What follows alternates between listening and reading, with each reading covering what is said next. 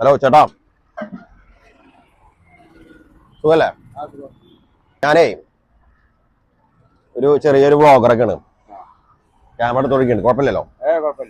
അപ്പൊ എന്താ സംഭവം എന്ന് വെച്ചാല്, എനിക്ക് എവിടെ പുറത്തേക്ക് ഇറങ്ങിയാല്, ഞാൻ വീട്ടിൽ നിന്ന് അങ്ങനെ ചായ കുടിക്കാറില്ല, പക്ഷെ പുറത്തേക്ക് ഇറങ്ങിയാല് എവിടെ എവിടെ പോയാലും ഒരു ചായ ഒക്കെ നിർബന്ധം.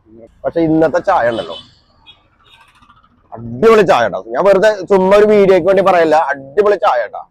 ഇവിടെ ഭക്ഷണങ്ങളൊക്കെ അടിപൊളി, എന്റെ മുതലാളി അടിപൊളി, ഞാൻ അടിപൊളി, എല്ലാം അടിപൊളിയാണ്.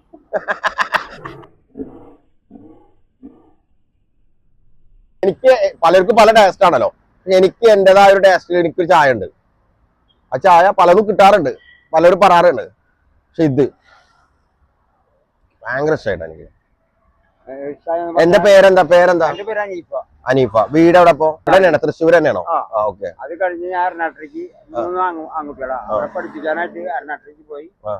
അവരെ പഠിപ്പിച്ച് നല്ല നിലയിലാക്കി. തൃശ്ശൂർ മിഷൻ ഹോസ്പിറ്റലിൽ വരുമ്പോ മനോരമയുടെ അവിടെ നമ്മുടെ അനീഫക്കാടെ ഷോപ്പ് ഉണ്ട്. അനീഫക്ക, ഞാൻ എന്തായാലും തൃശ്ശൂര് വരുന്നുണ്ടെങ്കിൽ നമ്മുടെ അനീഫക്കാടെ അടുത്ത് വന്ന് ചായ കുടിച്ചിട്ട് പോകുള്ളൂ കേട്ടോ. എന്റെ ഫേവറേറ്റ് സ്പോട്ട് നമ്മുടെ തൃശ്ശൂര് മിഷൻ ഹോസ്പിറ്റലിന്റെ അവിടെ നിന്ന് മനോരമയ്ക്ക് വരുന്ന സ്ഥലം. അപ്പൊ നിങ്ങൾ ഈ വീഡിയോ കാണുന്നവരെ എല്ലാവരും നമ്മുടെ അനീഫക്കാടെ കടയിലേക്ക് വരിക, ചായ കുടിക്കുക. നിങ്ങൾക്ക് എവിടെ വോട്ട് സാറേ? എന്റെ വീട് ഇവിടെയാണ്, ചാലിശ്ശേരി ഭാഗത്താ. അവിടെ നോട്ട്.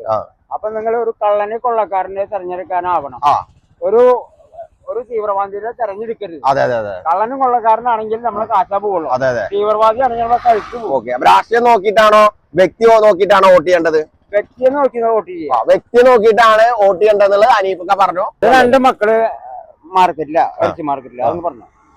അനീഫക്കാടെ മക്കള് രണ്ടുപേര് ഇറച്ചി മാർക്കറ്റിലാണ്. ഒന്ന് ബഷീർക്കാരുടെ കൂടെ, ഒന്ന് ജോൺസേട്ടന്റെ കൂടെ. ഒന്ന് ബഷീർക്കാടെ കൂടെ, ഒന്ന് ജോൺസേട്ടന്റെ കൂടെ. ഒരേ സന്തോഷമായില്ലേ?